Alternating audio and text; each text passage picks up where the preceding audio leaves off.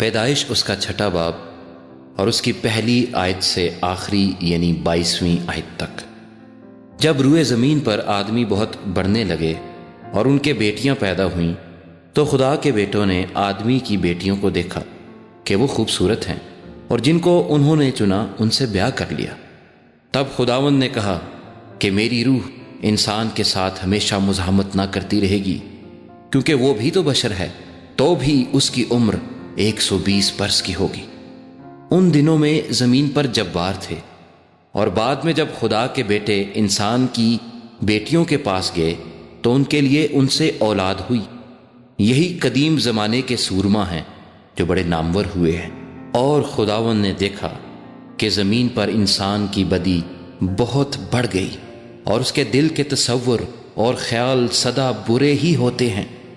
تب خداوند زمین پر انسان کو پیدا کرنے سے ملول ہوا اور دل میں غم کیا، اور خداوند نے کہا کہ میں انسان کو جسے میں نے پیدا کیا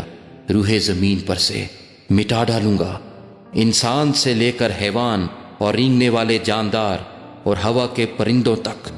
کیونکہ میں ان کے بنانے سے ملول ہوں۔ مگر نوح خداوند کی نظر میں مقبول ہوا۔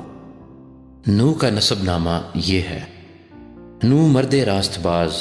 اور اپنے زمانے کے لوگوں میں بے عیب تھا، اور نوح خدا کے ساتھ ساتھ چلتا رہا، اور اس سے 3 بیٹے سم، حام اور یافت پیدا ہوئے۔ پر زمین خدا کے آگے ناراض ہو گئی تھی اور وہ ظلم سے بھری تھی، اور خدا نے زمین پر نظر کی اور دیکھا کہ وہ ناراض ہو گئی ہے، کیونکہ ہر بشر نے زمین پر اپنا طریقہ بگاڑ لیا تھا۔ اور خدا نے نوح سے کہا کہ تمام بشر کا خاتمہ میرے سامنے آ پہنچا ہے، کیونکہ ان کے سبب سے زمین ظلم سے بھر گئی، سو دیکھ میں زمین سمیت ان کو ہلاک کروں گا۔ تو گوپھر کی لکڑی کی ایک کشتی اپنے لیے بنا، اس کشتی میں کوٹھریاں تیار کرنا اور اس کے اندر اور باہر رال لگانا، اور ایسا کرنا کہ کشتی کی لمبائی 300 ہاتھ، اس کی چوڑائی 50 ہاتھ اور اس کی اونچائی 30 ہاتھ ہو، اور اس کشتی میں ایک روشن دان بنانا اور اوپر سے ہاتھ بھر چھوڑ کر اسے ختم کر دینا، اور اس کشتی کا دروازہ اس کے پہلو میں رکھنا، اور اس میں 3 درجے بنانا، نچلا، دوسرا اور تیسرا۔ اور دیکھ میں خود زمین پر پانی کا طوفان لانے والا ہوں، تاکہ ہر بشر کو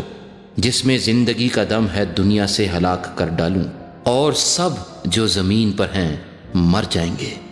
پر تیرے ساتھ میں اپنا عہد قائم کروں گا، اور تو کشتی میں جانا، تو اور تیرے ساتھ تیرے بیٹے اور تیری بیوی اور تیرے بیٹوں کی بیویاں، اور جانوروں کی ہر قسم میں سے 2 اپنے ساتھ کشتی میں لے لینا، کہ وہ تیرے ساتھ جیتے بچیں، وہ نر و مادہ ہوں، اور پرندوں کی ہر قسم میں سے اور چرندوں کی ہر قسم میں سے اور زمین پر رینگنے والوں کی ہر قسم میں سے 2 تیرے پاس آئیں، تاکہ وہ جیتے بچیں۔ اور تو ہر طرح کی کھانے کی چیز لے کر اپنے پاس جمع کر لینا، کیونکہ یہی تیرے اور ان کے کھانے کو ہوگا۔